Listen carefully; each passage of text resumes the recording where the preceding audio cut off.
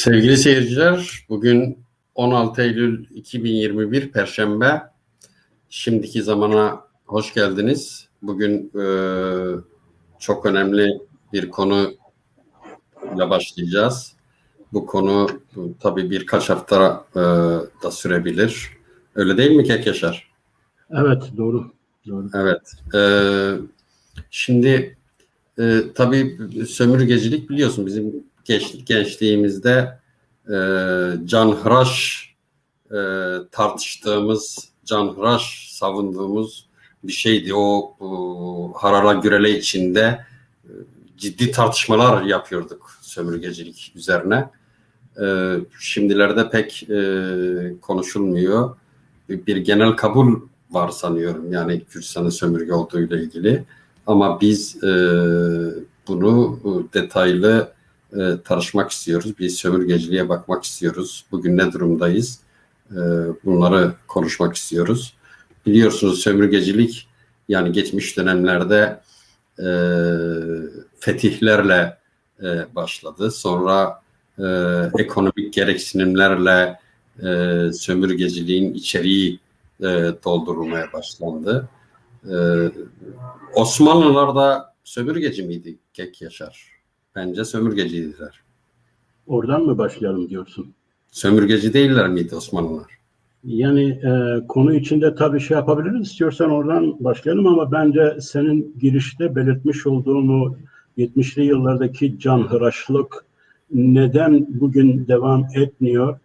Acaba sömürgecilik ve anti sömürgecilik bizim Kürdistan realitemizi anlayabilmemiz, anlatabilmemiz ve siyasetimizi ileri götürebilmemiz için yeterli bir tez, bir teori değil mi?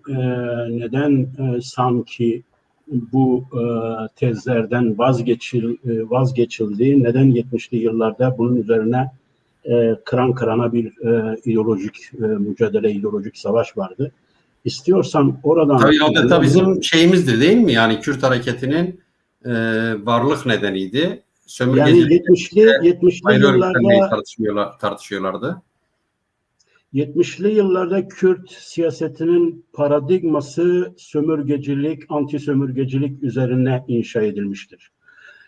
Anti sömürgeci ve sömürgeci olarak Türk devletini tespit ettiğimizde, bu tezi ileri sürdüğümüzde, bu tezin alt paradigmaları buranın Kürdistan olduğu, ayrı bir ülke olduğu, buranın işgal edilmiş, kolonize edilmiş bir ülke olduğu, bu ülkede Kürt ulusu diye bir ulusun olduğu, bu ulusun kendi kaderini tayin etme hakkının olduğu, bu ulusun bağımsızlık ideali ön plana çıktı ve bu tartışmalar çok ciddi bir şekilde 70'li yılların Kürt siyasetini ve bugüne kadar devam eden geleneğin esası oldu. Yani bu can alıcı noktası bu paradigmadır. Bu paradigma bilindiği gibi 70'li yıllarda Türk siyasetiyle, Türk soluyla özellikle buna Kemalizmi de CHP'yi de katabiliriz. Onlarla büyük bir ideolojik mücadele ile geçti. Diyebilirim ki bu mücadele de bir antikolonyal, anti-sömürgeci bir mücadeleydi. Yani Türk soluna karşı Kürt siyasal hareketinin bu söylemle gerçekleştirdiği şey bir dekolonyal bilinç inşası yoluydu. Kürt siyasetine sömürgecilikten uzak ya da sömürgesizleştirme siyasetinin esasını bu şekilde attı. Biliyorsun o zaman sol hareket temel çelişkinin, temel sorunun emperyalizm olduğunu, emperyalizme karşı mücadelenin esas olduğunu, başka türlü ilkelerin, başka türlü hedeflerin bizi bu yoldan saptıracağı, bu işte emperyalizmin, burjuvazinin kucağına atacağı gibi şeylerdi. Kürt hareketi de başlangıçta özellikle 60'lı yıllarda gerçekten bu şeye biraz inandı, biraz manipüle edilmiş gibi duruyordu. Ama tabii diyeceksin ki Kürtlük bilinci, Kürtlük hafızası, tarihsel hafızanın durumu da ortadaydı, açıktı o zaman. Fakat 70'li yılların başlarında diyebilirim ki sömürgecilik tezi Kürt siyasal hareketi içinde boy göstermeye başladı. Benim yapmış olduğum incelemelere göre diyebilirim, belki daha öncesinde söylenilenler de vardır. Mesela Profesör Hamit Bozarslan'ın iddiasına göre bu daha 69 yılında yayınlanan Doza Kürdistan Kadri Cemil Paşa'nın kitabında vardır. Ama Doza Kürdistan'ın birebir Türkiye ve Kürdistan'ın yeni durumundan üretilen bir düşünce olmadığı için, daha ziyade orada Kürt milliyetçi hareketinin geleneksel bir durumu devam ettiği için bunun birebir bizim belki şeyimiz olarak sayamayız ama 70'li yılların başlangıcında benim bildiğim Doktor Şivan Sait Kırmızı Toprak'ın dahili milli çelişki dediği meselenin açılımı, ideolojik açılımı kendisinde Cezayir ve Fransız benzetmesiyle sömürge-sömürgeci ilişkisiydi. Daha sonraları Sayın Kemal Burkay Avrupa'da, Almanya'da yazmış olduğu 1973 yılında yazmış olduğu bir kitapta Kürdistan'ın sömürgeleştirme sürecini anlatan bir kitap yazdı. Bu tartışmalar 1975 yılında artık hemen hemen bütün Kürt siyasal hareketi tarafından, özellikle İsmail Beşikçi'nin de sömürge tezine inanarak ve onu anlatan 2-3 kitabıyla ve aynı zamanda Rızgari dergisinin yazı kurulunda olması itibariyle orada da sağlamış olduğu katkılarla sömürgeci ve anti sömürgeci paradigma, kavram ya da sosyal teori artık genel Kürt siyasal hareketinin diyebilirim ki genel kabulüne dönüştü, genel paradigmasına dönüştü. Özgürlük Yolu, Rızgari dergisi, Kava, Devrimci Demokrat Gençlik, Jinanlu, Tirej, Rojavelat, bütün bunların ana problemi, ana teması anti sömürgecilikti. Elbette ki anti sömürgeciliğin yanında diğer ilkeler de vardı. Biz seninle ileride yapacağımız programlarda diğer ilkelere de, özellikle feodalizm ve ulus meselesine de değineceğiz. Bu konuyu da açmaya çalışacağız ama anti sömürgecilik baş, temel ve Kürt siyasal hareketi için önemli diyebilirim ki bir referans. Temel inşacı, temel kurucu bir paradigma haline geldi.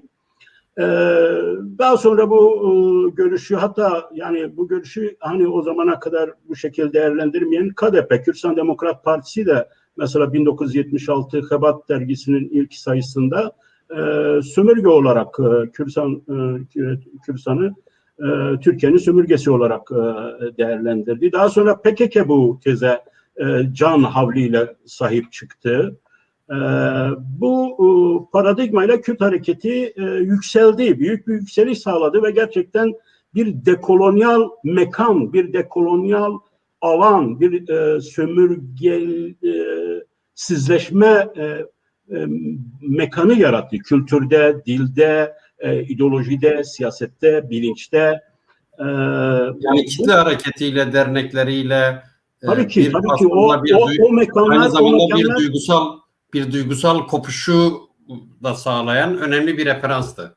Aynen, o dernekler, o alanlar, o forumlar, o mitingler, o yürüyüşler bir dekolonyal mekan inşa alanlarıydı. Bu 2000 yılına kadar böyle geldi ama 2000 yılında tabii çok somut ayrıntılarına girmeyelim.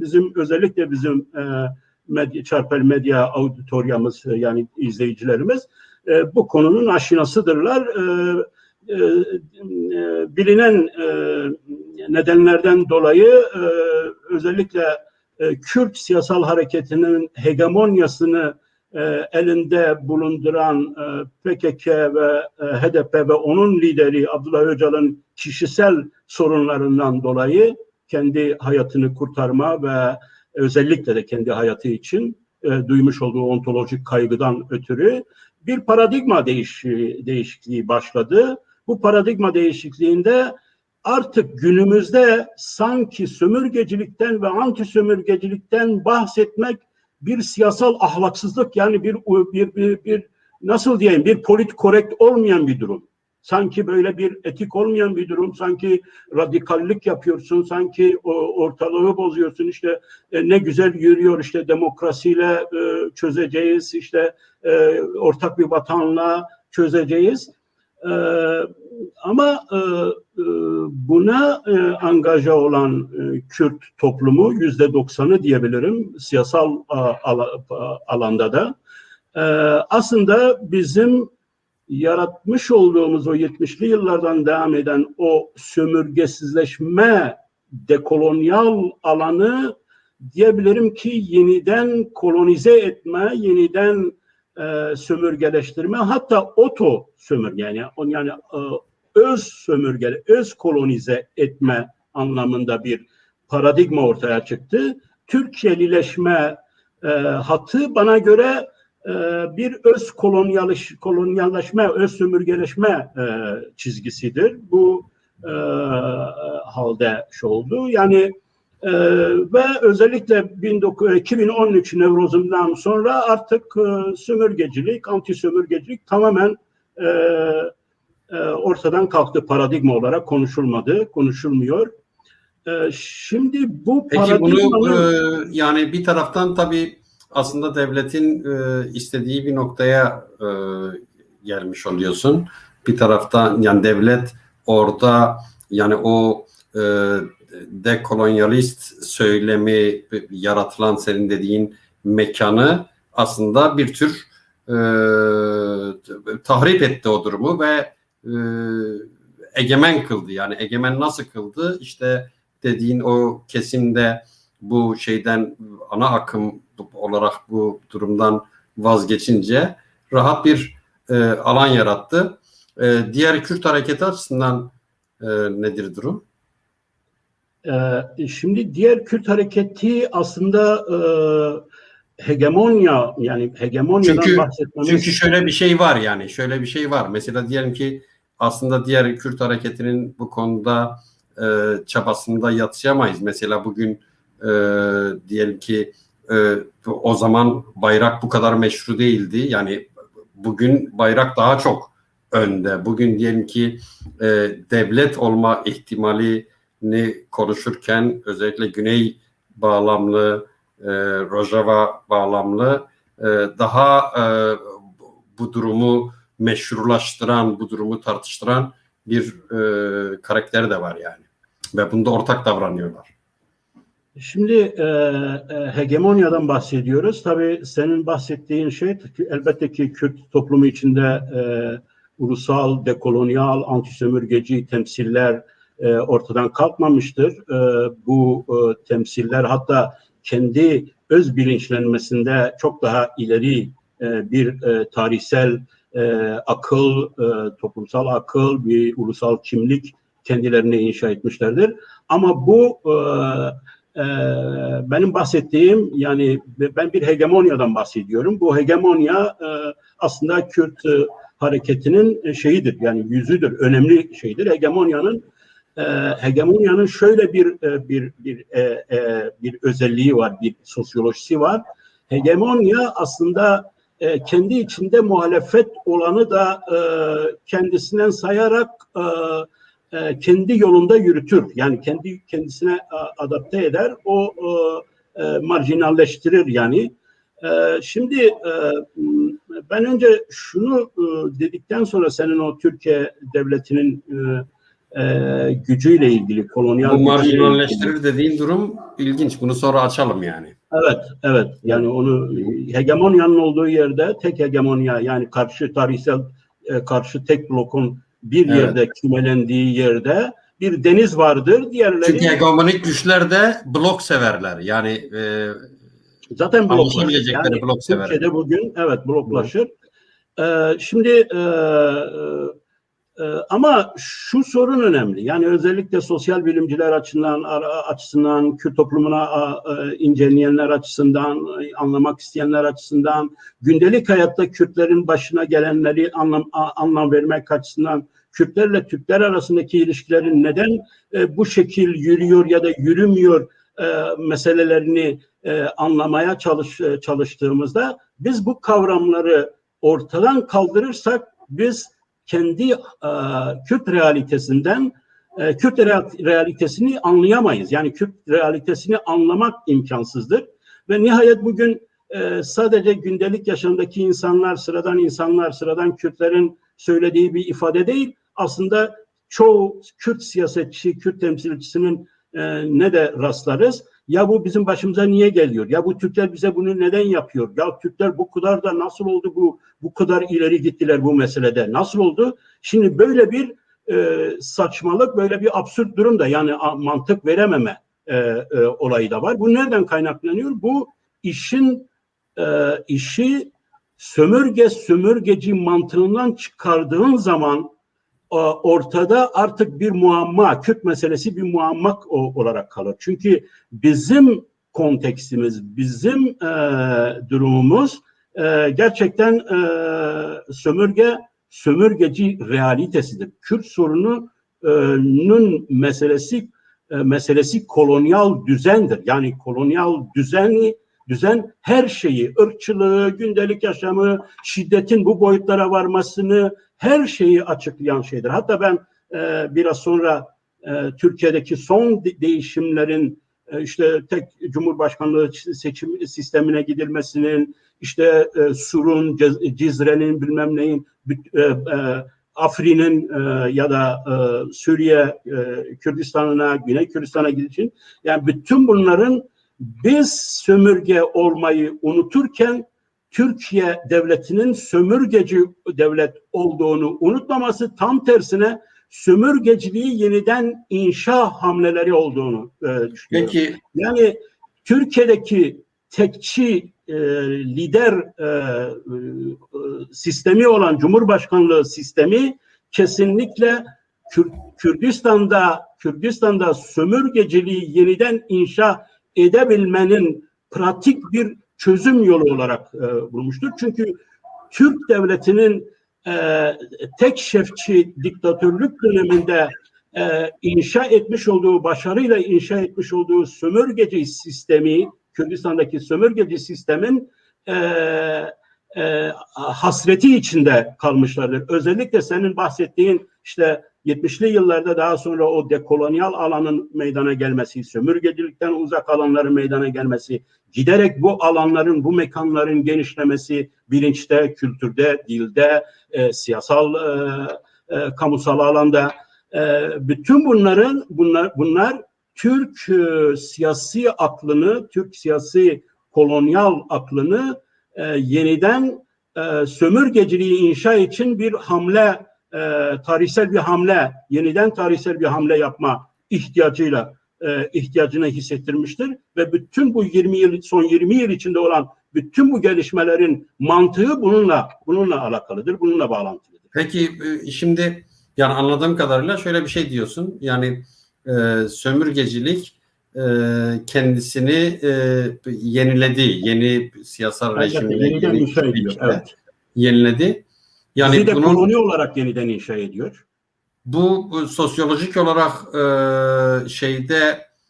Türk insanında, Kürdistan'dan ayrı olarak Türk insanında da yeni bir dönüşme yol açtı mı? Yeni bir şeye yol açtı mı? Yani bir rahatlama yarattı onlarda. Yani onlardaki ontolojik kaygı da yani Kürtler elimizden çıkıyor, Kürtler başımıza bela oluyor her yerde. İşte onlar da kendilerini eşit görmeye, özgür görmeye başlıyorlar. Eşit haklar istiyorlar. Türkiye devleti, Türk ulusunun devletidir, Türk insanının devletidir. Nasıl hem sen Türk olmayacaksın, Kürtlüğünde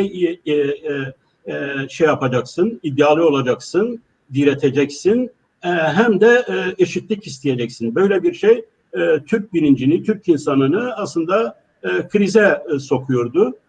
Bu hamlelerle son sömürgeciliğin yeniden inşa hamlesiyle Türk insanında biraz psikolojik rahatlama olmuştur diyebiliriz.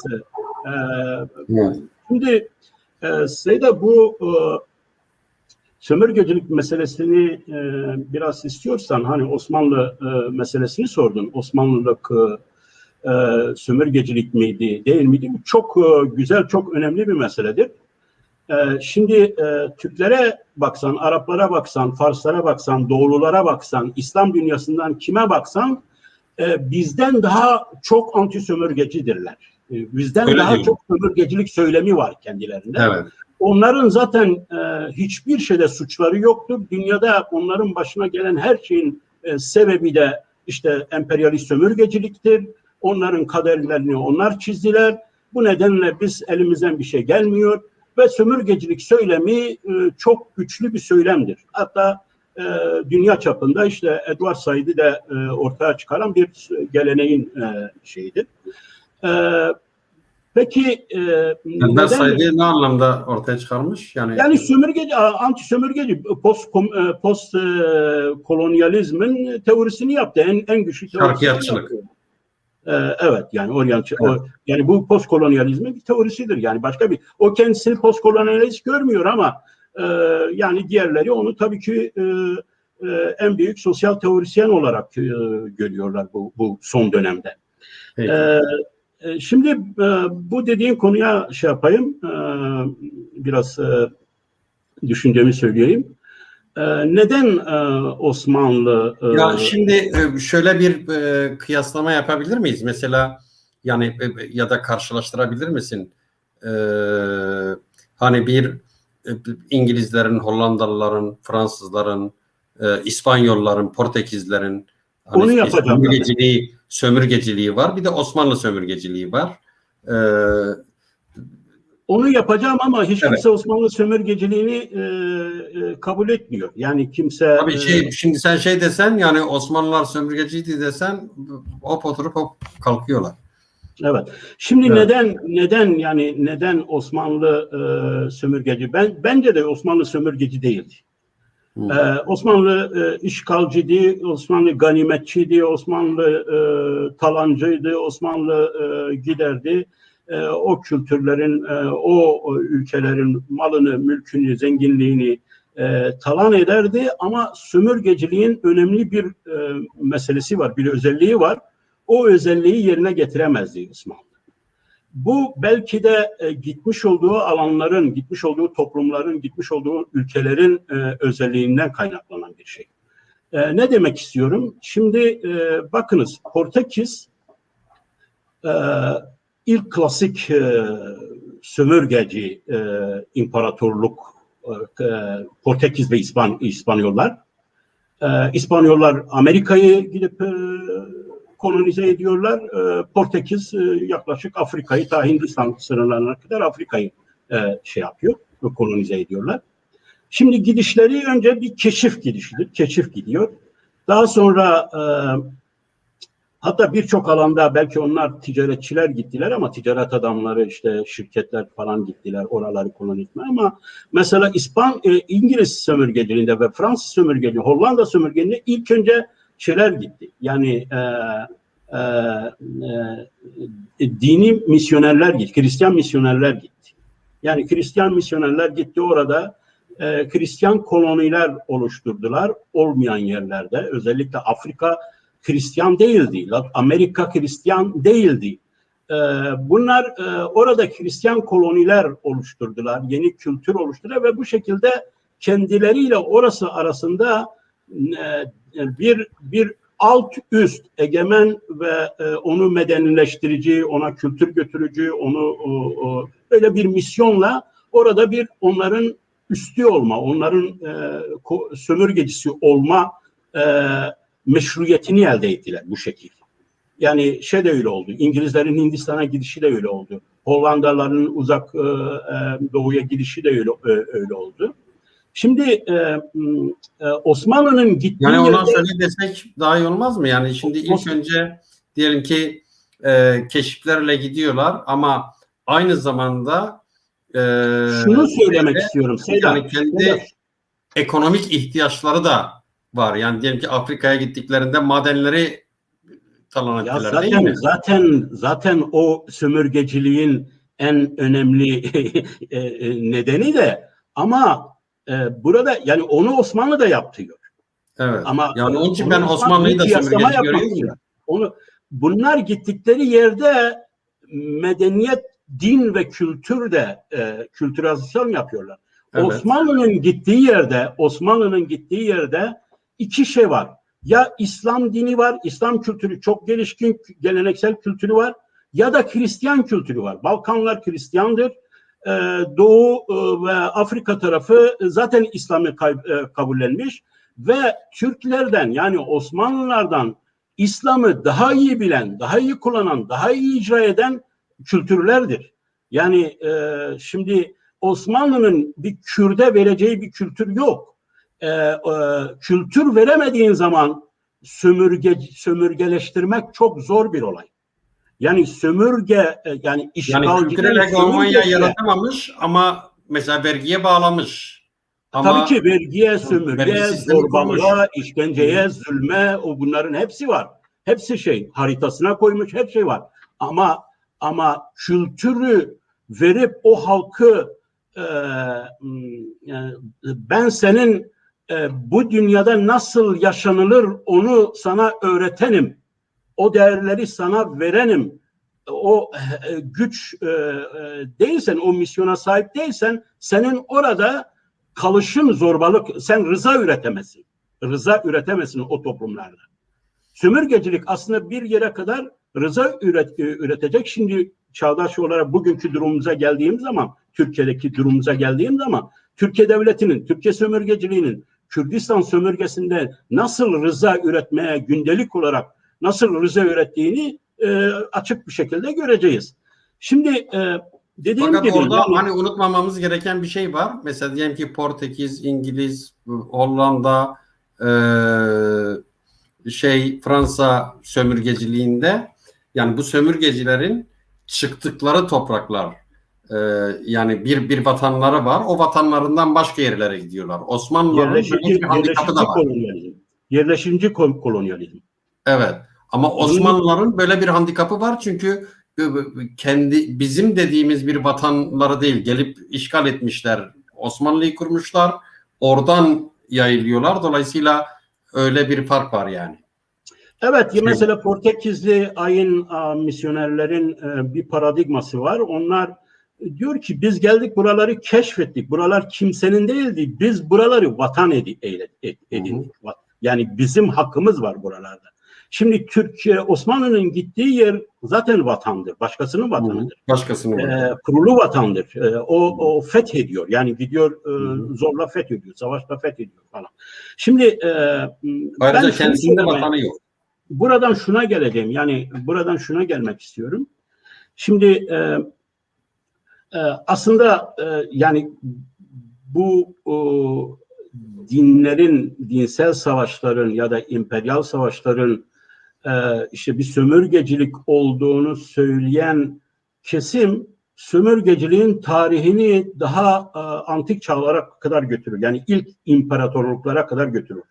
Yani işte medya gitmiştir, Asurları almıştır, bu kolonyal sömürgeciliktir. Ya da ne bileyim, yani buna benzer bir şey.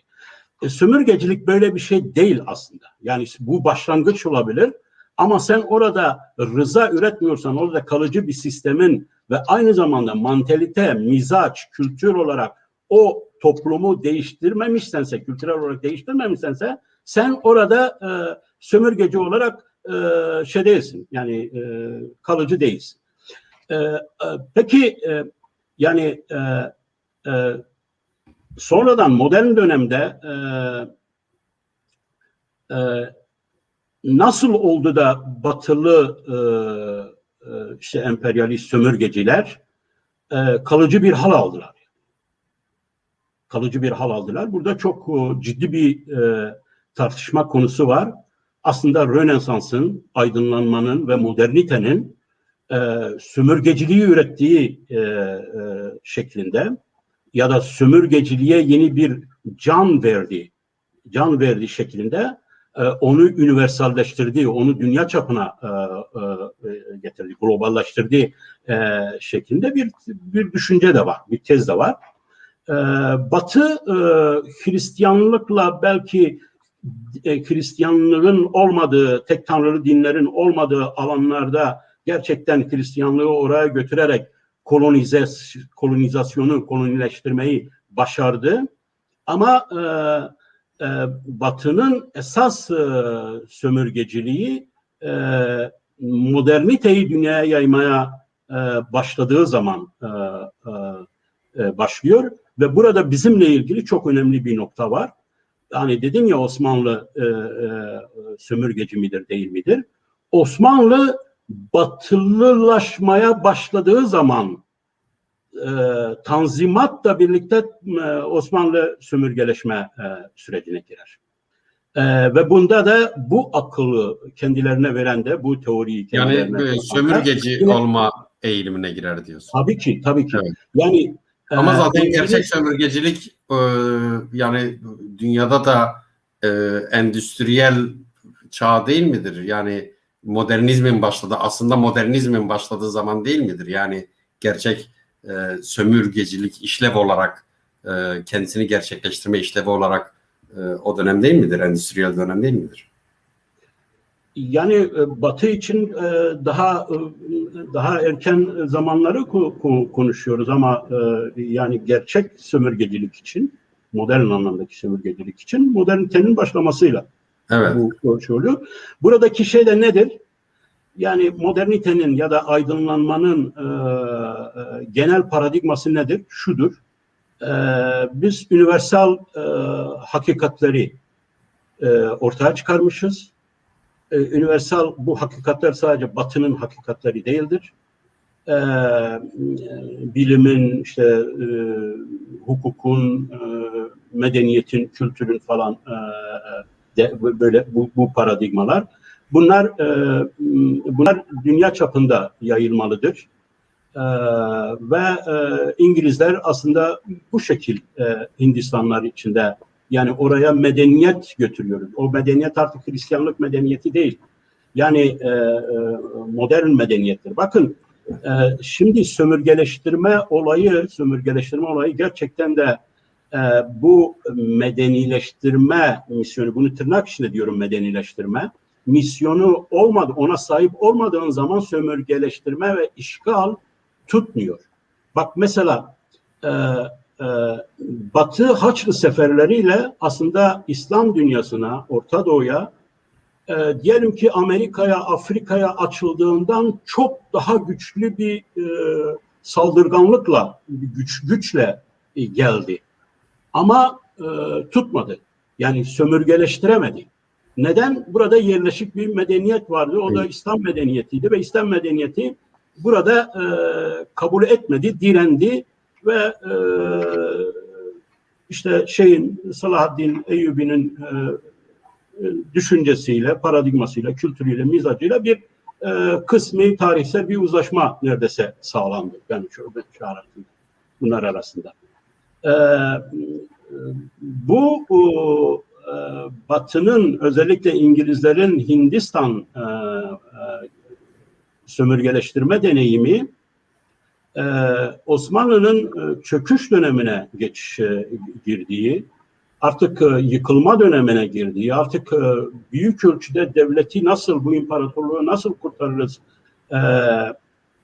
paniği bütün Osmanlıların sorunu olduğunda İngilizler bunlara bizim gibi olun, sömürgeci olun,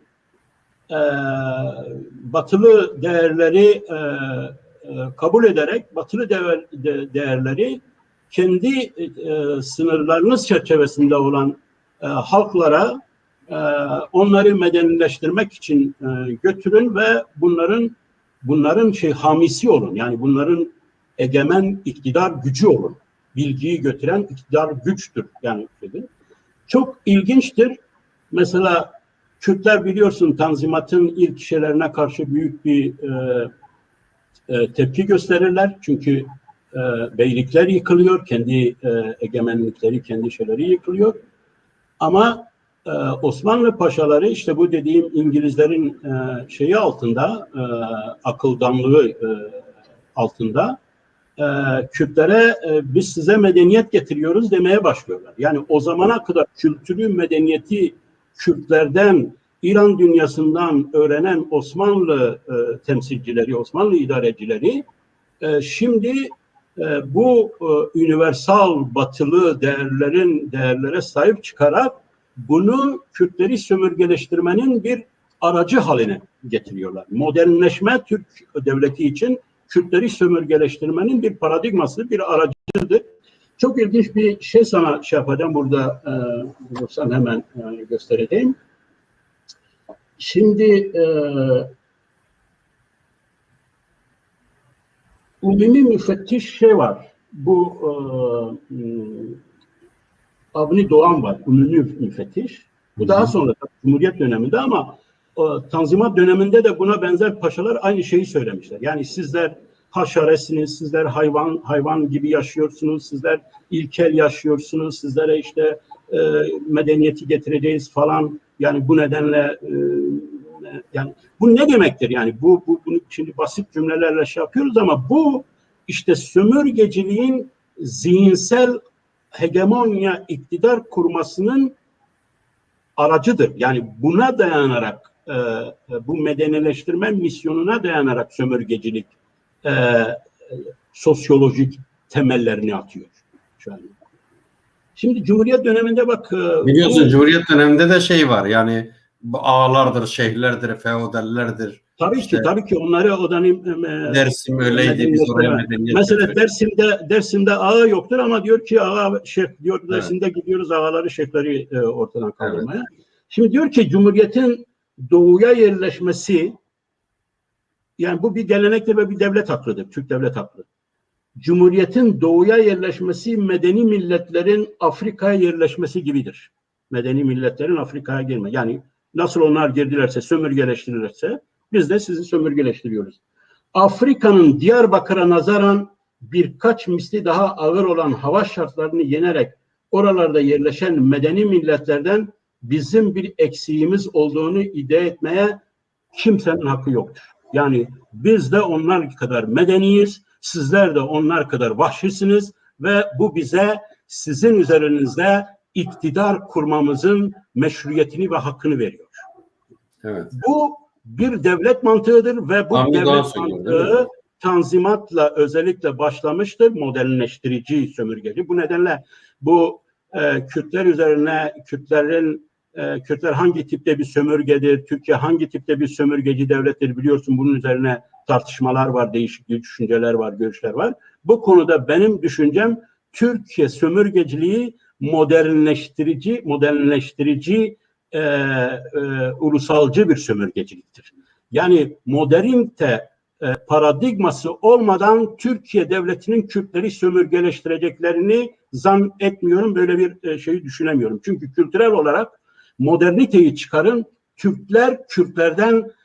Kürtlere kültür götürebilecek, medeniyet götürebilecek bir misyonda, bir durumda, bir sosyolojide değiller. Olmadıkları içindir ki zaten İngilizlerin akıldanlığıyla yani ya siz bu işi nasıl yapıyorsunuz Hindistan'da? Yani milyonlarca insanı nasıl şey yapıyorsunuz? Bu akılla aynı bu da kopya. Yani kopya bir sömürge. Yani kopya edilen bir sömürgeciliktir. Bu gelenek bugün devam eden bir gelenektir. Bugün de Kürtler içinde Türk devleti kendisini modernite üzerinden meşru kılan bir iktidardır. Kolonize eden bir iktidardır. Ama şimdi tabii senin soruların olabilir ama ben bir şey yani bu universal değerler, bu medeni değerlerle ilgili biliyorsun Kürtler içinde de hep tartışma konusudur. Hatta bugünlerde tartışma konusudur. Ya işte demokrasiye karşı çıkılır mı? Ya işte hakların kardeşliğine, ya işte humanite, insan gibi şeylere karşı çıkın. Bunlar universal değerlerdir. Bunlar humanist değerlerdir. Bunları işte moderniteye nasıl karşı çıkarız? Yani modern olma şeydir. Şimdi bu çok önemli bir tartışmadır ama aynı zamanda çok önemli bir şekilde manipülasyon konusudur. Frantz Fanon der ki kimin kültürü götürdüğüne bakacaksın. Ve nasıl götürdüğüne bakacaksın. Yani o kültürü gerçekten idealist bir şekilde mi götürüyor? Yoksa onu kendi iktidarını sağlamak için ve seni hiçleştirmek için bir araç olarak kullanarak götürüyor. Türklerin kardeşliği bize her zaman için bizi kendimizden, haklarımızdan etmek için, bizi düşürmek için ortaya sürülen bir kardeşliktir. Elbette ki burada kardeşlik güzel, yani teorik olarak çok güzel bir olay. Elbette ki biz o kardeşliğe sahip çıkacağız. Ama biz Türkler tarafından gelen bu kardeşliğin araçsallaştırılmasının yapı sökümünü, ideolojik yapı sökümünü gündelik olarak her gün yapıp insanlarımıza anlatmak zorundayız. Ama nasıl anlatılacaktır bu? Ya bu demokrasi içinde böyle, modernite içinde böyle, bir kültür içinde böyle, her şey için böyle. Yani bütün bildiğimiz hukuk için böyle, adalet için böyle. Biz bu işin burada başka bir şey aklıma geldi. Frantz Fanon değil de başka bir dekolonyal teorisyen var. Şu anda ismini bakacağım. O şunu söylüyor, diyor ki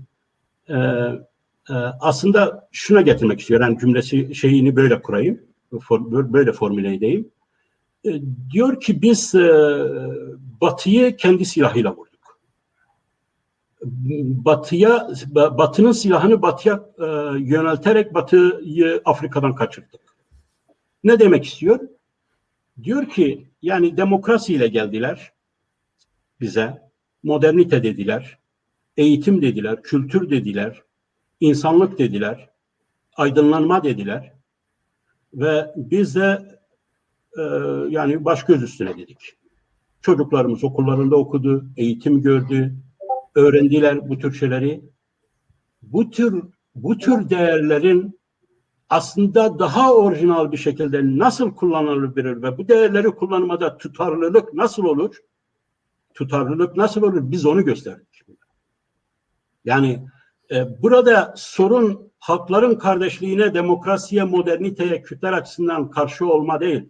Türklerin bize getirmiş oldukları o paradigmaların araçsal olarak kullanılmalarına karşı çıkmalıyız ve onlardan daha iyi bir şekilde bunların yorumunu kendimiz yaparak bunların sömürgeci demokrasiyi, sömürgeci moderniteyi, sömürgeci hukuku dekolonize edip gerçek ontolojik hukuku, gerçek ontolojik demokrasiyi göstermek zorundayız. Dekolonizasyon, sömürgecilikten arınma böyle bir şeydir. Bugün gündelik olarak Türk devletinin sömürgeci bu kültürü, bu mizacı gündelik olarak her gün harıl harıl çalışıyor Kürtler içinde.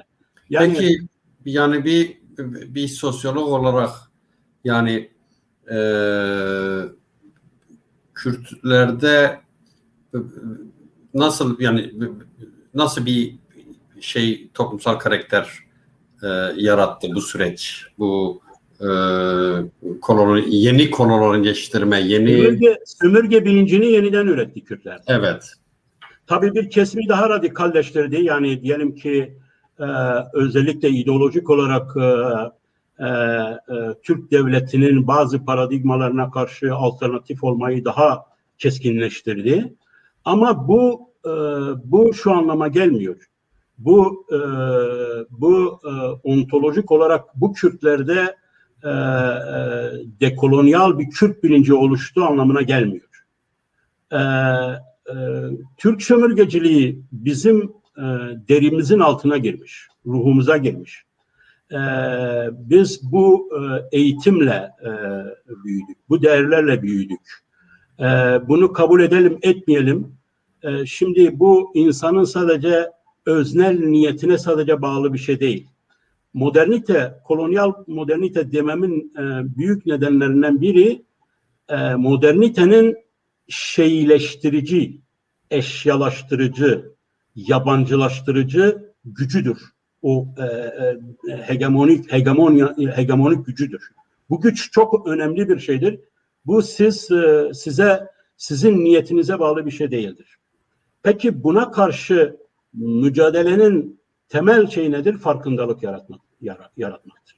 Yani kendi farklılığının her zaman için bilincinde olup anti sömürgeci mücadele dediğimiz o 70'li yıllarda o anti sömürgeciliği, anti sömürgecileşmeyi sürekli olarak kullanmak. Bu ne demektir? Bu söylemlerinde, eylemlerinde yaptıklarını her zaman için yapı söküme uğratıp onun söylem analizini yapıp o farkı ortaya koymaktır. O farkı ortaya koyduğumuz zaman Kürtlerin kendilerine dönmesi, kendi özlerini, öz orijinal, otantik yapılarını araması eylemi başlayacaktır. Eylemi başlar. Bu böyle, yani bu dekolonyal süreç böyle bir şeydir. Ama bu Türkçe olarak Türkler tarafından, Türk devleti, Türk iktidarı tarafından yapıldığı için ben bu dekolonyal prosese, yani sömürgecilikten arınma prosesine iki ayağının olduğunu düşünüyorum bu prosesin. Biri Türklerin bizim için öne sürmüş oldukları o benlik sunumunu, o bizi tanımlama sunumunu, o bizi yönetme siz de kendinizi böyle kabul edin dedikleri şey. Evet, biz sizi sizden daha iyi biliriz. Yani evet, sömürgeci zaten böyle bir kibirledir. Yani sömürgeci sen doğruyu, haklıyı bilmezsin. Sen zaten düşünemezsin. Sen zaten bir saplantısın. Yani sen bir normdan ayrılmasın. Sen bir anomalisin. Sen düşünemezsin. Senin yerine işte zaten buna dayanır onun o iktidar meşruiyeti. Kendisine atfettiği iktidar. Her gün seni yorumlamak zorundadır. Her gün seni değerlendirmek zorundadır. Her gün sana ne olduğunu söylemek zorundadır. Hatırlatmak zorundadır ki o iktidarı her gün sağlamlaşsın. Şimdi Türk devleti bizi her gün tanımlıyor. Biz de o tanımın sahte bir tanım, bizim için sahte bir bilinç olduğunu, bizim tanımımızın ne olduğunu her gün öne sürmemizdir. Bu elbette ki Türkçe yapılabilir. Yani Türkçe yapılabilir. Ama siz bunu Türkçe yapmakla sınırlı kalırsanız da siz kendiniz olamazsınız. Kendi olmanın ikinci ayağı Kürtçe üzerinden otantik, yani bir resen Kürtçe üzerinden, kolonize olmamış bir Kürtçe üzerinden kendinizi, kendi sosyallığınızı yeniden üretmenizdir. Yani oradaki başarı şudur, Kek Yaşar. Yani şu başarı olur Kürtler için. Yani anti sömürgecilik için, o ideolojik kopuş için her şeyini Kürtçe yaparsın ve o seni anlamaya ihtiyaç duyar. Seni mecburen senin dilinde dinlemek zorunda kalır. Aslında başarı oradadır. Yani şu an biz başarısız bir durumdayız aslında. Çünkü yerleştirmiş, yani dilini yerleştirmiş, kültürünü yerleştirmiş. Tabii bu yani sadece devletin devlet bunu istemiş ama geldiğimiz o teknolojik süreçte bunu derinleştiriyor. Şimdi bir de şöyle bir şey var. Seda, benim Kürtçe'de kendimi Türk devletine kabullendirme diye bir sorunum, bir derdim olamaz. Hayır, yani ihtiyaç duyarsa anlamaya senin dilinden anlamak zorunda yani. Yani sen kendi dünyanı kendi dininle inşa edersen o zaten işin şeyidir. Evet. İşin kaçınılmazıdır. Yani İnşa olmuşsun demek. Evet. Ama ben şunu söylemek istiyorum. Yani bunun üzerine basa söylemek istiyorum. Yani altını çizerek söylemek istiyorum. Siz bu sömürgecilik, yani kendinizin bir kolonyal düzen içinde olduğunuzun, kolonyal düzenin insanı olduğunuzun bilinciyle entelektüel bilinciyle hareket etmezseniz siz Kürtçe yazsanız bile sizin o Kürtçenizde kolonyal bilinç üretilebilir. Evet. Yani Kürtçede de kolonyal bilinç üretilebilir. Hatta Kürtçenin denkbejleri ki Kürtlüğün dekolonyal alanıdır. Yani sömürgelikten uzaklaşma alanıdır diyebiliriz. Otantik alanıdır diyebiliriz. TRT Kürdi ile nasıl o alanın tekrar kolonize edilmeye çalışıldığının şeyini yapabilirsin, incelemesini yapabilirsin, tarihlerini yapabilirsin. Elbette ki orada TRT Kürdi'de çalışan insanların Kürtlüğünden hiçbir yani şüphe etmek istemiyorum. Ama yani o nedenle de tabii ki her şey devletin o kolonyal bilinci projesi şeklinde hayat bulmuyor mutlaka. Zaten planlandığı gibi her şey gerçekleşmez. Ama oradaki plan ve mantık Kürtlerin dekolonyal alanlarını biz kendi kolonyal sistemimize, mantığımıza bağlayarak o dekolonizasyon prosesinin Kürt ulusal bilincini inşa edici bir aşamaya gelmesini önleyelim. Evet. Peki. Bir de şöyle bir şey var. Deniyor ki yani teknolojik dönem artık bu tür şeyleri de flulaştırıyor ve buharlaştırıyor. Yani artık böyle yani anti sömürgecilik, kimlik sorunu bunları buharlaştırıyor. Yani sona gelmek istemiyorum. Çok güzel bir konuya değindin. Çok güzel bir konuya değindin. Yani aslında işte burada da büyük bir yanılgı var. Yani şöyle yanılgı var. Aslında teknik değil. Kontekstüelleşme diye bir kavram var biliyorsun. Bu kontekstüelleşme yani kendi yerel kültürün ve sosyolojinin dahilinde hareket etme. Orayı eksen alarak, orayı merkez alarak hareket etme. Bunun gözden düştüğü, bunun evet, artık küreselleşme çağında hakikatlerin universal olduğunu, bunun için artık sömürge, yani bir sömürgede bu küreselleşen çağda istediği zaman dekolonyal olabilir. Dekolonyal alanlar var dünyada. Çünkü o sadece Türkiye'de değil işte dünyadadır. Dünyada olduğu için kendisine özgür havayı hissettiği yer olabilir. Evet olabilir ama nasıl oluyor bu? Bizim göçümüzle kendi yerimizi terk ederek oluyor genellikle. Göçlerle oluyor, başka alanları seçmemizle oluyor. Bu imkanlara sahiptir çağdaş insan. Bizler de bu dünyanın bir parçasıyız bu anlamda. Bence globalleşme ne Türkiye'nin sömürgeciliğini ortadan kaldırdı, ne de Kürtlerin sömürge olma realitelerini ortadan kaldırdı. Evet, bir sanal dekolonyal alan yarattığı işte seninle burada sömürgeden arınmış bir sömürgeciden arınmış bir şekilde konuşuyoruz. Hatta onlardan daha da iyi konuşuyoruz. Ama bu bizim tüm gerçeğimiz değil ki, tüm sosyolojik gerçeğimiz değil ki yani.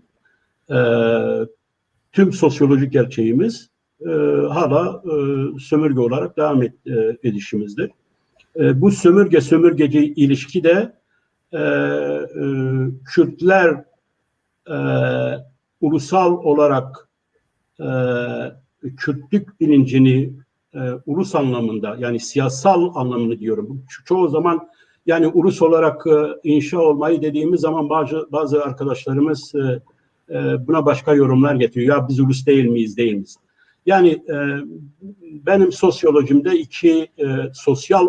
sosyal olan her şeyin iki hali var. Biri nesnel halidir, diğeri de öznel halidir. Bu ikisinin birleşimi olmadan orada sen bir sosyal hakikatten bahsedemezsin.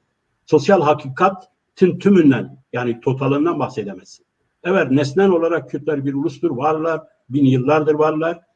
Ama öznel olan anlamda ulus olmak bugün politik olarak kendine sahip çıkmaktır. Kendi kaderini kendi eline almaktır.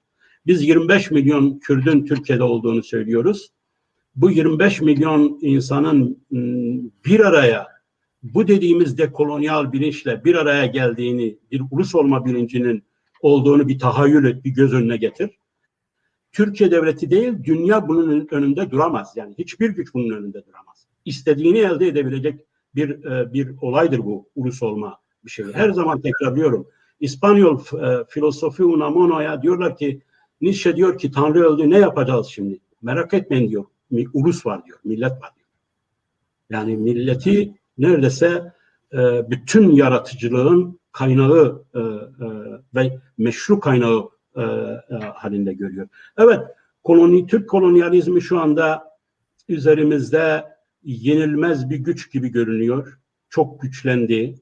Yeni teknik şeylere de donandı. Senin bahsetmiş olduğun tekniği sömürgecilik aracı olarak bizim sömürge statümüzü muhafaza etmesi için çok maksimal bir şekilde, azami bir şekilde kullanıyor şu anda. Ama Türkiye dünyanın bir parçası olmak zorundadır. Türkiye dünyanın, çünkü böyle bir misyonla Türkiye Cumhuriyeti kuruldu. Modernleşme böyle bir misyonla gerçekleşti. Kendisini başka yerlere vuramaz. Çin olamaz, Rusya olamaz. Ve dünyayla uzlaşmak zorunda olduğu ölçüde dünyanın bu bahsettiği universal değerlerini sürdürmek zorundadır. Ona göre, o prensiplere göre hareket etmek zorundadır. O prensiplere göre hareket ederse biz sömürge olmaktan o kurallar dahilinde çıkabiliriz. Ama Türkiye'de yani bu sömürgeci denklemi, realitesi aslında Türkiye devletinin bugün anlam veremediğimiz o psikopatolojik durumunu da açıklayan bir durumdur. Yani sömürgecilik psikopatolojiktir. Çünkü bir yandan universal değerler diyor, onların uygulanması diyor.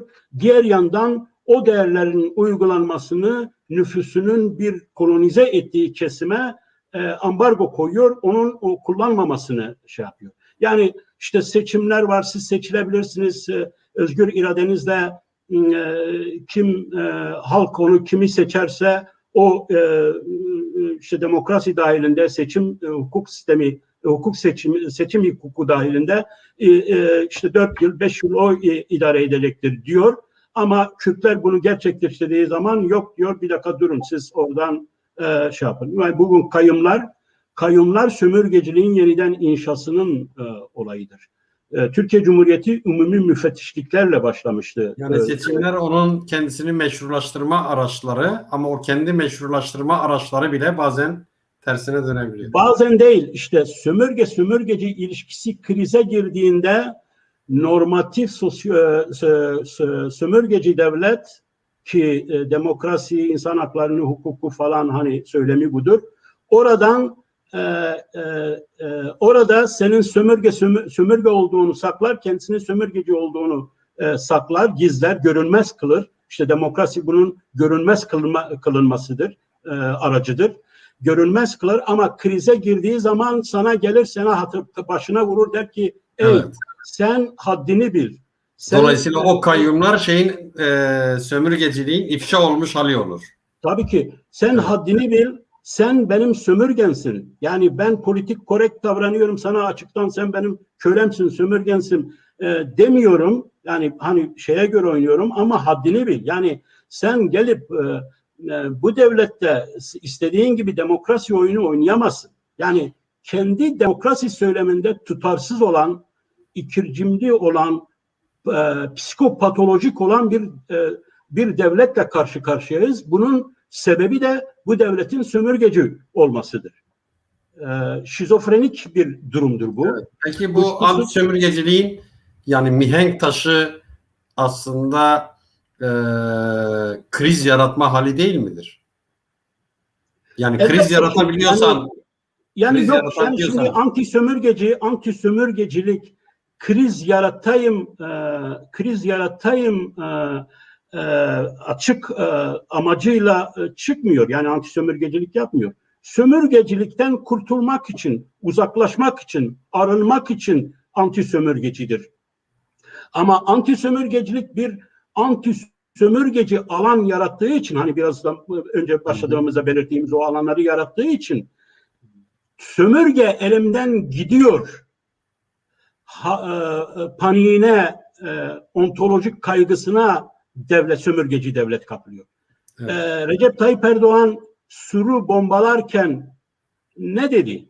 Dedi ki kurtarılmış alanları yeniden kurtardık. Yani yeniden İstiklal Savaşı verdik, yeniden bu alanları Türkiye Cumhuriyeti'ne dahil ettik dedi. Aslında Recep Tayyip Erdoğan Cumhurbaşkanlığı sistemini Türk devletine sömürgeciliği kurtaracak, yeni dönemde kurtaracak bir çare olarak sundu ve Recep Tayyip Erdoğan Cumhurbaşkanlığı sistemini Sur'da, Cizre'de, Nusaybin'de inşa etti. Yani bunun üzerinden o Cumhurbaşkanlığını Türk devletine ve Türk toplumuna kabul ettirdi.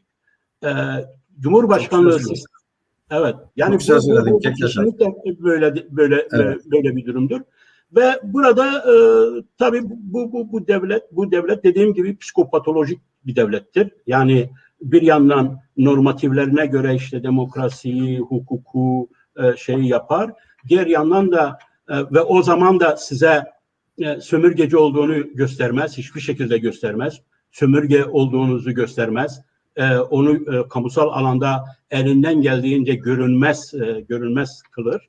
Ama biz bunun böyle olmadığını çok iyi biliyoruz. Aslında hala Kürdistan'ın ayrı bir sömürge hukukuyla idare edildiğini, Şark İslahat Planı'ndan bu yana Kürdistan için ayrı bir anayasanın olduğunu, Doğu dedikleri şeyi gizli politikada Doğu denilen yerin ayrı bir idaresinin, ayrı bir hukukunun, ayrı bir uygulamasının Orası olduğunu için ayrı bir aklın işlediği. biliyoruz. Bu ne kadar gizleseler de zaten o belgeler de ortaya çıktı. O belgelerde açıkça bir sömürge idaresidir. Sömürge valisi vardır. Ümumi müfettişlikler böyle bir şeydir. Yani zaten bunu Türkiye daha yani bunu söyleyeyim, yani Türkiye Cumhuriyeti'nin sömürgeciliğiyle Osmanlı'nın Kürdistan'a yönelik sömürgeciliği arasında bir devamlılık vardır. Bu hiçbir şekilde kesintiye uğramamıştır. Yani Mustafa Kemal Atatürk Osmanlı'yı sıfırlamışım dedi diyor, halifeliği kaldırmakla imparatorluğu kaldırmak falan. Ama sömürgecilik meselesinde sıfırlamamıştır. Tam orada bir devamlılık vardır. Yani aksine kurumsallaştırmış. Ama orada nasıl bir devamlılık vardır? Onlar Osmanlı bir ara gizlemiyordu. Aslında İngilizler akıl verdiler ya. İngilizlerin akıl vermesiyle Kürdistan eyaleti diye eyalet bile kurdular. Ve o eyaleti nasıl zapt etmişiz, nasıl fethetmişiz, nasıl ele geçirmişiz, onun üzerine madalyalar bile yaptılar. İşte ne diyorsunuz ona? Purlar, madalyalar, buna benzer işte. Kürdistan'ı zapt ettik. Kürdistan bizimdir. Kürdistan bizim kolonimizdir. Yani Kürdistan eyaleti ismi o işte önce başkenti Ahlat'tır, sonra Diyarbakır'a şey yapıyorlar. O tamamen Kürdistan'ın klasik bir sömürge gibi idare edilmesini, açık sömürge gibi idare edilmesinin bir politikasıdır. Ama daha sonra bunun özellikle Hindistan'da ya da Afrika'da sömürgelerin nasıl bu uyanışa geçtiklerini gördüklerinde, nasıl bu durumun politize olduğunu gördüklerinde Kürdistan eyaleti sistemini, idaresini gizlileştirdiler. Yani Kürdistan ismini kaldırıp Doğu deyip gizli bir şekilde o idare gizli bir şekilde devam etti. O proje gizli bir şekilde devam etti. Şark İslahat Planı böyledir. Ümumi müfettişler böyledir. Valilikler böyledir. Ve bugün diyebiliriz ki nedir o belediye kayyumlar böyledir. Kayyumlar ümumi müfettişliğin yenileştirilmiş halidir. Peki. Başka başlığımız yok galiba. Keyif Yaşar. Ya Seyda, başlığımız çoktur da yani kesintiyle gidiyoruz da biz tabii bu programları bu tartışmayı yani biraz soru alsak izleyicilerimizden. Evet, onu diyorum. Bakalım, onu diyecektim. Soru var mı? Biraz interaktif yapalım yani. Yani aslında yorum da varsa yorumlar karşı ya da aynı şeydeyse zenginleştirmek için şey yapabiliriz. Yorumları da aktarabiliriz. Rejimiz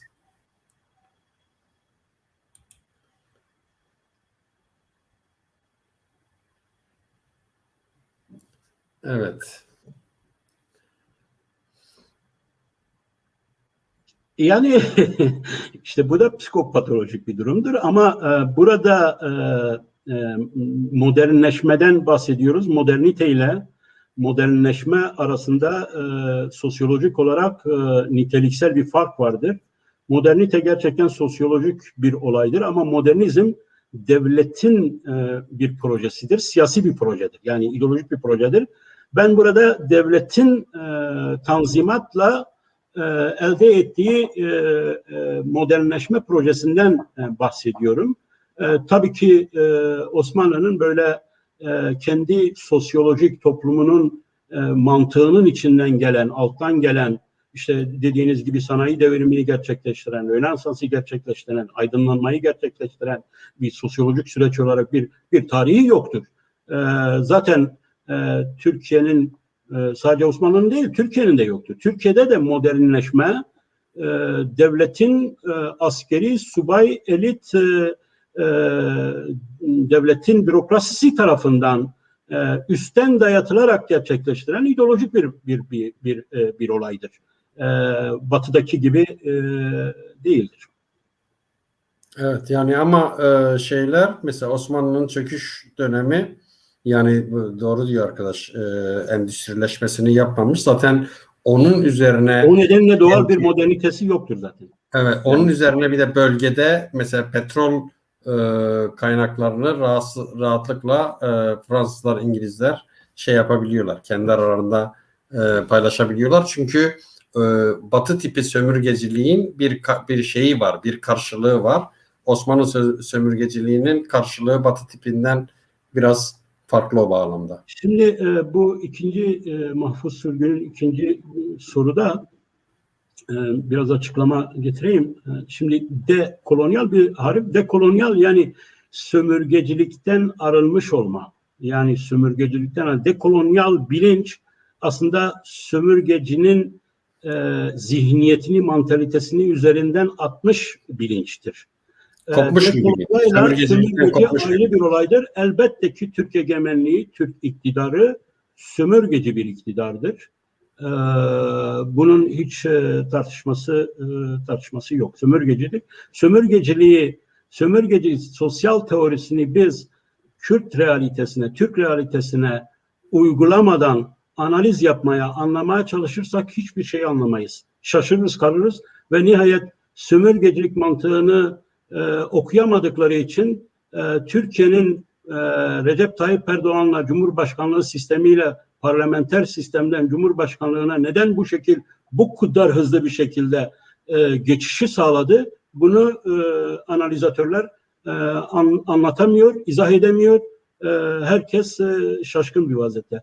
Ama sömürgeciliğin içine düştüğü durumu, krizleri, Kürtlerin dekolonyal yapısını göz önünde bulundurarak bu çerçevede ancak biz bu değişmeleri, bu siyasi değişmeleri izah edebiliriz. Çünkü mantığı buradadır. Peki, yorumlar da bu kadar hocam. Yok, bir Fikriye Yüksel bir şey söylemiş. Tabii bu biraz İronik. Kürtler olduğu sürece Türklerin, Farsların, Arapların sırtı yere gelmez. Kendileri Ya için bu aslında tabii tabii ki doğru bir mesela şey. ben Tek Yaşar şeyde Yani de çok sömürgeciliği, İrlandalılar sömürgeciliği evet. İrlandalılar birbirleri için öyle düşünürler. Yani İrlandalılar birbirlerine düştükçe bizim aslında yani bu kuzeyin bağımsız İrlanda'ya katılması mümkün değildir. Anlatabildim mi? Yani bu e, uluslarda, sömürge uluslarda, ezilen uluslarda aslında bir mücadele edenin bağımsızlık için talebi olan, isteği olanın diğerleriyle ilgili yani o milletten fertlerle ilgili böyle bir şey e, yaygın kullanılıyor. Yani. Çok doğrudur. Buna benzer çok şeyler söylenir. Mesela her halk iktidarını, devletini hak etmiştir. Her halk üzerinde olan e, hegemonyaya hak etmiştir. E, Kuşkusuz ki sömürgeciliği üreten sömürgedir. Sömürge eğer uyanık olursa, eğer dekolonyal bilince sahip olursa, eğer ulusal bilince sahip olursa, ulus olursa sömürgecilik orada tutunamaz. Yani ama bunlar geçici şeylerdir. Bunlar geçici. Tarih böyle bir şeydir. Burada çok önemli bir şey, buna iyi ki değindik. Yani şimdi neden Kürtler bu kadar kolay bir şekilde sömürge düzeni, realitesini, bu kavramları, bu teziden vazgeçip demokrasi, kardeşlik, ortak vatan, Türkiye'lileşme gibi tezlere yöneldiler. Bence Kürtlerde bir sabırsızlık var. Yani ben tabii bu işe öncülük eden, bu projeleri çizen, siyasetini yapan, paradigmasını yapanları ayrı değerlendiririm ona. Onlar onlar ayrı ama halkımız da işte bunlar arkasında gidiyor, inanıyor. Halk açısından söylüyorum, toplumumuz açısından söylüyorum. Toplumumuzda da Kürt sorununun kolay bir yoldan çözülmesi şeyi var. Kolay bir şekilde çözülmesinin bir sabırsızlığı var. Bir anlayışı var. Kürt sorununu buradan üstüne basa basa tekrar etmeliyiz. Kürt sorunu kolay çözülecek bir sorun değil. Kolay yoldan, aklı selimle, pratik bir takım şeylerle, bir takım birbirimizi kandırmalarla ya da işte şuraya şunu yaparsak, ya dili kabul ettirirsek, ya eğitimden bir şey alırsak, ya şunu böyle pratik bir takım akıl yöntemleriyle, aklı selim yöntemlerle gündelik yaşam içinde becerilebilecek bir iş değildir. Kürt meselesinin çözümünde kolayına kaçmamak lazım. Kürt sorunu karmaşık bir sorundur. Sömürge düzeni sorunudur. Sömürgecinin sömürgeden vazgeçmesi, kolay bir şekilde vazgeçmesi diye bir şey yoktur. O demokrasi çerçevesinde seninle oynayabilir, sana bazı tavizlerde de bulunabilir, bilir ama bu radikal bir anlamda yani sömürgeci düzeni ortadan kaldırıcı bir anlamda olmadığı için o yeniden senin üzerinde sömürgeciliğini inşa eder. Nihayet geldiğimiz aşama, günümüzdeki durum böyle bir durumdur. Yani sen sordun ya işte Türkiye şu anda nasıl olur da bizimkiler, hemen bizim insanlarımız bu işe böyle oldular, meylettiler ve Türkiye'de tekrar yeniden bu kadar mücadeleye, bu kadar şanlı bir tarihe, bir anti sömürgeci tarihe rağmen nasıl oluyor da tekrar sömürgecilik başarı sağlıyor? İşte sömürgeciliğin gücü buradadır. Yani bu modernite meselesindedir, paradigmasındadır. Oradan Foucault'un ve Habermas'ın özellikle bu konuda çalışmaları var ve hatta Foucault ve Habermas Türkiye gibi kolonyalist, sömürgeci bir devlet için sadece değil. Yani aslında normal batıda da bir devletin yaşam dünyasını, modernitenin yaşam dünyasını nasıl kolonize ettiğini, nasıl insanları özne olmaktan düşürüp şeyleştirdiğini, eşyalaştırdığını, bir robot haline getirdiğini anlatırlar ve bundan kurtulmanın, buradan özgürleşmenin yollarının neler olduğunu tartışırlar. Batı toplumu için tartışırlar. Sadece şey için değil. Ama bizde Bu bunun iki programdır Kekyaşar, bu iki programdır sende şöyle bir şey görüyorum. Yani böyle batılı şeylerle kurumsallaşmış sistematikle ilgili ciddi eleştiriler görüyorum. Yani bugün evet, tabii ki bir normal. gün bunun üzerine bir Normal. program yapalım. Normal. Yani onunla şey yapmayalım şimdi konumuzu. Biz Evet, evet. seninle, Yani başka bir gün yapalım. evet. Peki yani konu başlıklarımız bitti galiba Kekyaşar. Yani mutlaka çok önemli şeyler yine geçen haftaki gibi şey yapmışız, kaçırmışız. Eğer senin Geçen hafta ile ilgili aldığın tepkiler nasıl? İlk programımızdı. ya Ee, aldığım tepkiler Şimdi çok sana telefon sert, edilmiştir, söylenmiştir. çok sert şeyler var. Bazı arkadaşlar programını, benim programları sosyal medyada dağıtan arkadaşlar vardı. Bazıları artık dağıtmayacağız hocam. Bazıları sert çıkışlar yaptılar. Beni şey yaptılar. Neden bunu senden beklemiyorduk? Neden bu şeyden sonra? İçerikle ilgili var mı bir şey? İçerikle, programın İçerik içeriğiyle yani ilgili. yok, dille ilgili. Dille ilgili. Yani neden Türkçe program yapıyorsun da ilgili bir eleştiri. Ben bunların hepsini Yani ben çok iyi içerikle anlıyorum. ilgili olumlu tepkiler aldım. Yani insanlar beğenmişler programın içeriğini, konuştuğumuz şeyleri. Fakat şöyle bir şey vardı. Daha sonra hani programdan sonra sohbet ederken de şey yapmıştık. Bu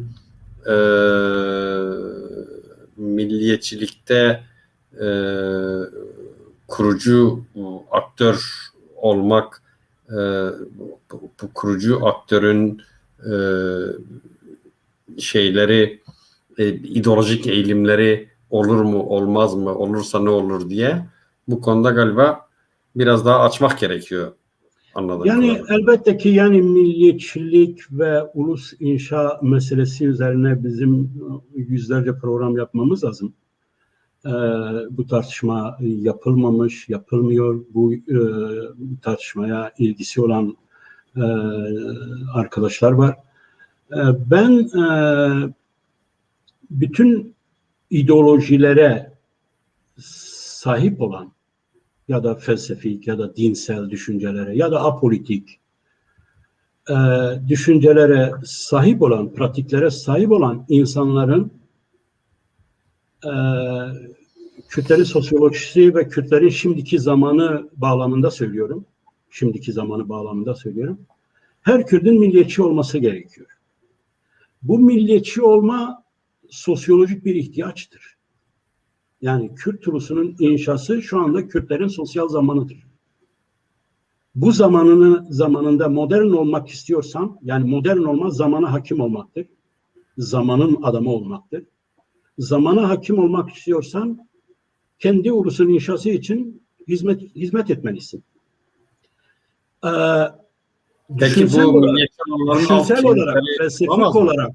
felsefik olarak, ideolojik olarak ulusalcı ideolojiden olmayabilirsin. Sosyalist olabilirsin, komünist olabilirsin, liberal olabilirsin, dindar olabilirsin, muhafazakar olabilirsin. Hatta normalde anti milliyetçi olabilirsin. Anti milliyetçi olabilirsin. Milliyetçiliğe normalde karşı olabilirsin. Ama sosyolojik olarak Kürtlerin gündemi, sosyal zamanı ulus inşaysa sen o ideolojilerini paranteze almak, askıya almak zorundasın. Ben buna sosyolojik milliyetçilik diyorum. Ya da metodolojik milliyetçilik diyorum. Ve her zaman şu örneği veriyorum. Çek Cumhurbaşkanı Václav Havel dünyada özellikle bu Doğu Avrupa'da değişimlerden sonra biliyorsun önemli bir tiyatro yazarıdır, önemli bir yazardır. Aynı zamanda liberalizmin günümüzdeki temsilcisi durumundaydı. Yani simgesi durumundaydı. Liberal, kozmopolit bir insan. bir sözünü hep ben tekrarlarım. Václav Havel diyor ki ne şükür benim dedelerime, atalarıma. Onlar Çek ulusunun inşasını tamamlamamış olsaydılar, onlar Çek Rönesansı'nı yapmamış olsaydılar, bu iş bugün bana kalmış olan, bir liberal olarak bana kalmış olacaktı, diyor. Bu bence çok şey anlatıyor ve burada hiçbir felsefeye, ideolojiye, inandığı davaya zeval gelmeden her Kürt milliyetçilik olan ulus inşasına hizmet etmelidir. Ulus olarak toplumsalın inşasına hizmet etmelidir ki daha sonrasında kendi ideolojik modelini, kendi ideolojik dünyasını Kürt toplumuna empoze edebilmiş olsun. Kürt toplumu içinde gerçekleştirebilmiş olsun. Muhafazakar kendini gerçekleştirir. Evet. Tabii. Yani ben böyle görüyorum ve burada da şuna da şey yapayım. Yani Kürt siyasi hareketinin lideri ille milliyetçi ideolojiyi paylaşan kişi olacaktır ya da geleneksel milliyetçi olacaktır ya da geleneksel Kürt etosunun karakterinin temsilcisi kişi olacaktır diye bir zorunluluk da yoktur. Bir sosyalist, bir liberal, bir dindar kişi de, bir İslam alimi de Kürt ulusunun lideri olabilir. Ne yaptığı önemli. Yani neye cevap verdiği, hangi fonksiyonu yerine getirdiği önemli. Evet.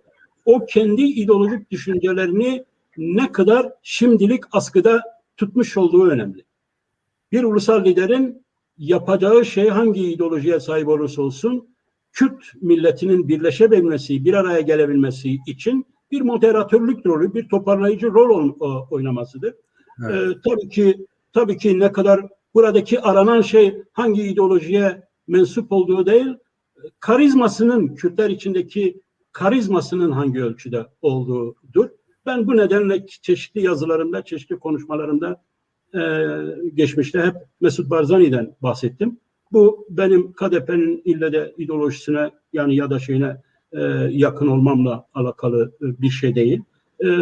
Mesut Barzani'nin diğer liderlere nazaran Kürt toplumu içinde bir cazibesinin, bir toparlayıcılığının, kendi kadebeciliğine belli ölçüde bir sınır koyabilmesinin, bir hudut koyabilmesinin, toparlayıcı olabilme nedeniyle söylüyorum bunu. Bu başka bir lider de yarın başka bir karizmatik lider çıkar ki belki İslam dinini ya da ne bileyim Kürtlerin herhangi bir mezhebini, Yezidiliği ya da başka bir ideolojinin mensubu olabilir. Ama Kürtler için önemli olan o ulusal sözleşmeye yol açacak bir rolü, bir liderlik rolünü oynamasıdır.